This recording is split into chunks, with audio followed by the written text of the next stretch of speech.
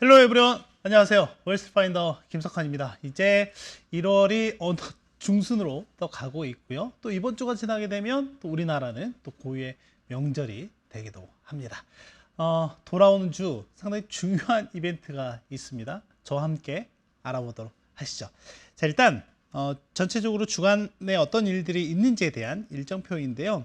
뭐 경제지표들은 어차피 매주 이제 뭐 루틴하게 발표가 되는 것들이기 때문에 이쪽보다는 다음 주에 예정되어 있는 주요 일정들 속에서 중요한 것들이 있죠. 뭐냐면 여기에 1월 20일에 미국의 대통령 취임식이 있습니다. 이제 바이든의 시대는 끝났고요. 이제 트럼프의 시대가 다시금 시작이 된다라고 보면 될 것 같고요. 1월 20일 날부터 이제 본격적으로 트럼프 제2막이 열리게 된다라고 보면 되겠습니다. 근데 또 그날은 미국이 증시가 휴장입니다. 주식과 채권 시장 모두 마틴 루터 킹 데이라고 해서 휴장을 한다라는 것까지 챙겨 보시면 되겠고요. 지난 밤에 시티 그룹이라든지 또는 JP 모건이라든지 골드만삭스나 블랙록 등등 대형 금융주들의 실적 발표가 있었죠. 상당히 좋았고요. 그 영향이 전체적으로는 지난 4분기 실적 시즌에 대한 기대감을 꽤 높이는 요인으로도 작용을 하면서 투자 심리가 크게 개선되는 모습들을 좀 보였거든요. 그 말인즉슨 본격적인 실적 시즌이 열렸습니다. 자, 그래서 다음 주에도 보면 넷플릭스를 시작으로 해서 존슨앤존슨이라든지 또는 G라든지 또는 브라이즌 이런 기업들의 실적 발표가 쭉 된다라고 보면 되겠고, 그리고 다음 주 23일과 24일에 예정되어 있는 이벤트 중에 일본 중앙은행인 BOJ의 통화정책회의가 있을 예정입니다. 간밤에 BOJ 우에다 가즈오 총재가 금리 변경과 관련, 즉 여기서 변경이라고 하는 것은 인상 쪽이거든요. 인상에 대한 언급을 좀 하면서 일본 엔화가 달러 대비 강세의 모습을 좀 보였다라고 하는 거죠. 그래서 일본 중앙은행이 어떤 결정을 내릴지도 저희가 눈여겨봐야 될 것 같습니다. 아시겠죠? 자, 가보도록 하시죠.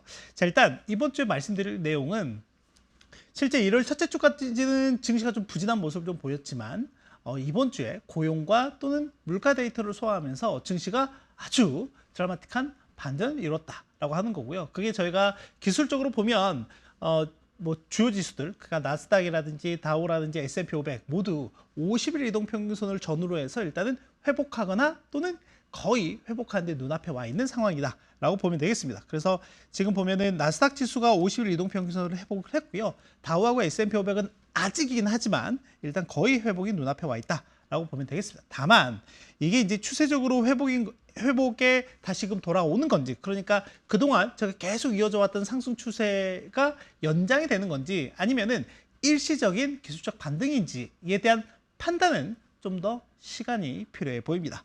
자, 그리고 두 번째는 방금 고용이나 물가와 같이 아주 굵직한 경제 데이터들을 소화했다라고 말씀드렸잖아요. 근데 그 중에 고용을 보고 이제 놀랐던 거는 뭐냐면 국채 금리가 이렇게 튀었다라고 하는 거죠. 그런데 물가를 보고 안정화를 했다라고 하는 건 이 국채 금리가 이렇게 다시금 내려왔다라고 하는 겁니다. 보시면 아시겠지만 고용 데이터가 나왔던 13일 날 고점 미 국채 10년물 기준으로 보면 이게 4.8%를 기록을 했고요. 그리고 어제 종가 기준으로는 4.65%까지 하락하는 모습을 보였다라고 보면 되겠습니다. 뭐 이런 점들이 전체적인 투자 심리의 개선에 긍정적으로 좀 작용을 했고요. 특히 그동안 좀 억눌려 있었던 매그니피센트 세븐을 중심으로 해서 상당히 강한 반등의 모습이 나왔다라고 볼 수가 있겠습니다. 다만 국제 유가가 5개월 만에 최고치를 기록을 했습니다. 간만에 긍정적인 뉴스가 있었죠. 이스라엘과 하마스 간의 협정이 됐죠. 체결이 됐고, 그랬음에도 불구하고 지금 미국이 러시아에 대한 제재를 더 강화시켰다라고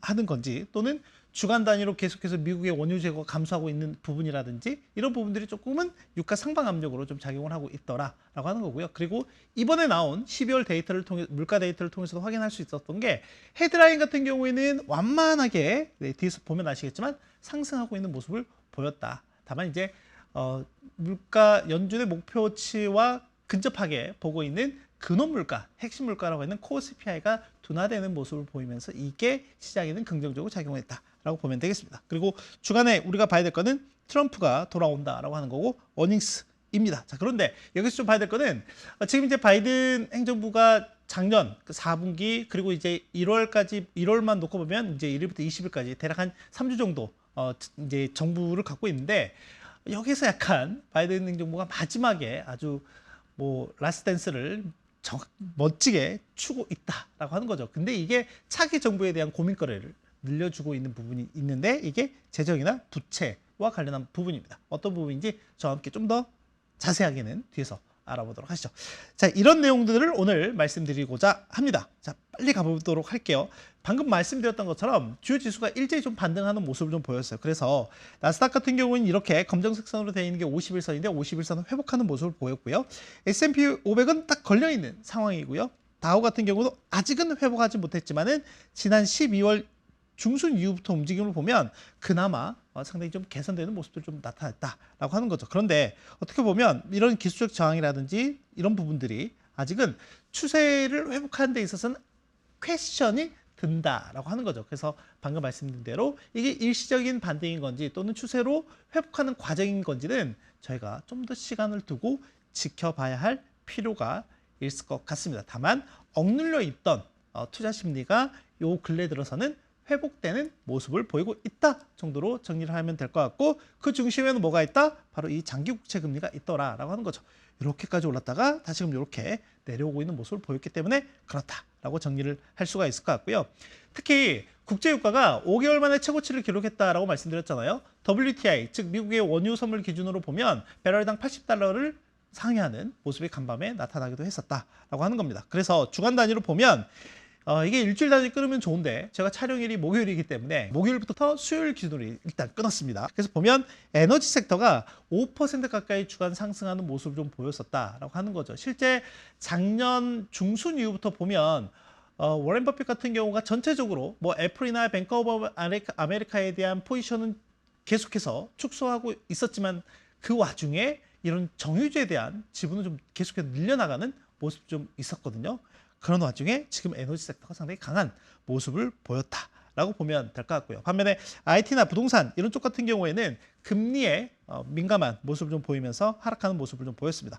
매그니피센트 7 중심으로 보면 테슬라가 거의 뭐 압도적인 모습을 좀 보였습니다. 보시면 뭐 모건스탠리나 바클레이즈에서 상당히 좀 긍정적으로 평가한 부분들이 좀 있고요. 그리고 특히 모델 Y 주니퍼 모델이 나왔는데 24시간 만에 사전 주문이 5만 대를 돌파했다라고 하는 거죠.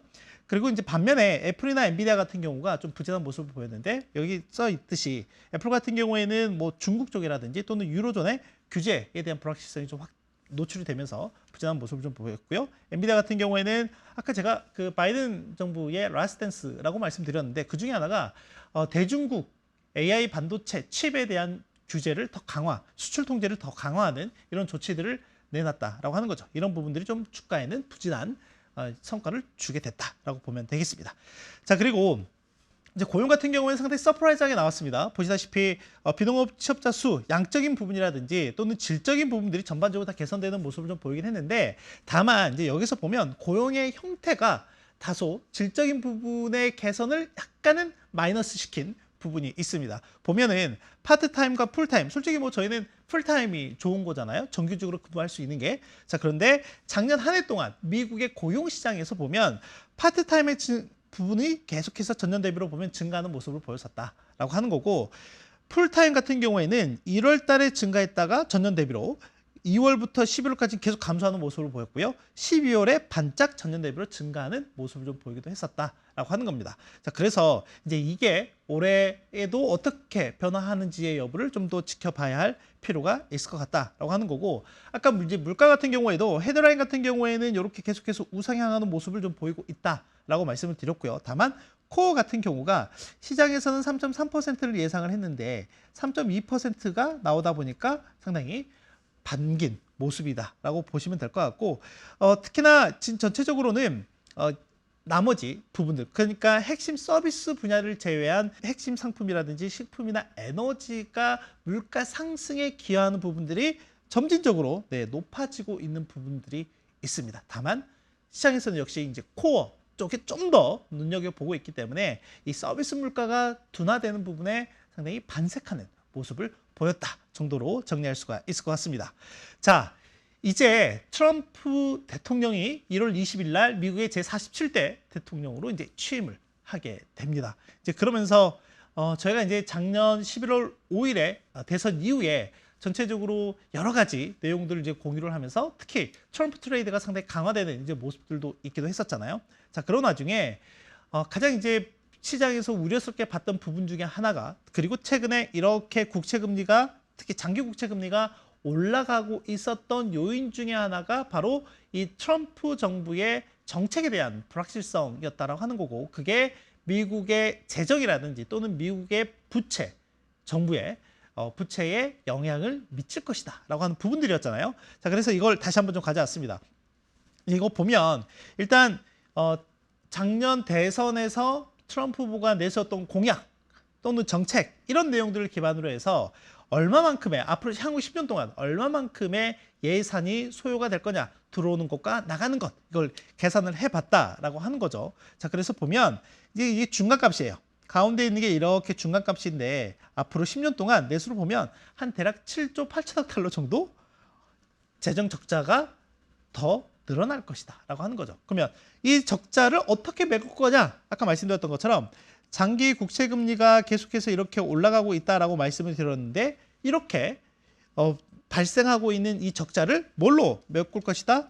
국채 발행, 즉 채권 발행을 통해서 메꿀 것이다 라고 하는 이런 우려가 커지고 있기 때문에 그렇다라고 하는 거고, 그동안 바이든 행정부 때는 팬데믹 대응을 위해서 장기채보다는 단기채, 즉 만기가 대체로 보면 뭐 1년 미만이라든지 또는 1년에서 3년짜리 상당히 좀 단기채 중심의 국채 발행을 해왔었다라고 하면, 이제는 어떻게 보면 이 단기채가 아니라 장기채에 대한 발행 비중이 더 늘어날 가능성이 있다라고 하는 부분에서 시장이 좀 발작을 일으킨 부분이 있더라라고 하는 거죠. 그래서 전체적으로 보면 인컴과 아웃레이가 전체적으로 좀 맞지 않는 이런 부분에서 재정 적자가 계속 늘어날 걸로 시장은 좀 전망을 하고 있는 부분들이다라고 하는 거죠. 자, 그리고 또 하나 뭐냐면, 지금 미국의 부채 한도를 한번 살펴보시면 아시겠지만 36조 달러를 넘었거든요. 36조 2천억 달러를 현재 시점에서 넘어가고 있는 상황이다라고 하는 거고, 그럼 지난 4년 동안 얼마만큼 늘었느냐라고 보면 이제 2020년 말 기준으로 보면 대략 한 22조 달러였다라고 하는 거죠. 그러면 요 4년 동안 얼마 늘었어요? 무려 14조 달러나 증가하는 모습을 좀 보였다라고 하는 거죠. 그래서 미국의 전체적인 부채에 대한 부채가 있으면 당연히 이자도 지급을 해야 될 텐데 그 이자에 대한 부담도 상당히 크게 늘었다라고 하는 거죠. 그걸 보면 지금 지난해 3분기 기준으로 보면 미국의 명목 GDP 대비 이자 지급 비중이 3.8%인데 이게 1998년 이후에 가장 높은 수준이다라고 하는 거죠. 그리고 23년, 24년 이제 바이든 행정부의 마지막 회계연도 기준으로 보면 지금 이자 비용이 9천억 달러를 넘어섰다라고 하는 거죠. 그래서 이 방위비를 상회했다라고 보면 될 것 같습니다. 또 하나, 아까 계속해서 바이든 행정부의 라스트 댄스라고 말씀을 드렸는데, 이게 뭐냐면 미국은 미국 정부의 회계연도는 매년 10월에서 다음해 9월 말까지입니다. 그런데 지금 이게 초기 3개월이거든요. 지금 옆에 보고 있는 이 그래프는 미국 연방정부의 재정 적자 규모인데 초기 3개월, 그러니까 10월, 11월, 12월까지 기준으로 보는 겁니다. 어떻죠? 지금 24년부터 25년 요 회계연도에 보면 무려 현재 7천억 달러가 넘는 적자를 기록하고 있는 상황이다. 이게 작년 같은 기간으로 보면 39%나 증가한 규모입니다. 어마어마한 거죠. 어마어마한 겁니다. 지금 바이든 행정부 기간 동안에 미국의 연간 재정 지출 규모가 6조 달러가 계속해서 넘었었거든요. 근데 이제 지금 아시는 것처럼 일론 머스크 같은 경우에도 이제 차기 정부에서는 이제 정부 효율화 기구의 수장이 되기도 했었잖아요. 그래서 과연 얼마만큼의 이런 규모, 그러니까 재정 지출이나 이런 부분들을 효율화할 수 있을 것이냐도 상당히 중요한 관건이 될 수도 있다. 그런데 아무튼 지금 이 바이든 행정부 마지막 임기 이 기간 동안에 해놓은 부분은 오롯이 다음 정부에서 책임을 져야 한다라고 하는 거죠. 자, 그래서 지금 아까 저희가 계속해서 국채 수익률 상승과 관련해서 이제 말씀을 드리면서 여러 요인들이 있기도 합니다. 기대 인플레가 상승을 했기 때문에 그렇다라고 하는 것. 결론적으로는 다시금 인플레가 재상승할 수도 있다라는 이런 우려가 그대로 좀 녹아 있는 거죠. 그리고 또 하나는 장기 국채 발행 비중이 더 앞으로 늘어날 것이다라고 말씀드렸었는데 이제 이런 부분들이 기간 프리미엄 증가로 좀 나타나고 수도 있다라고 하는 거죠.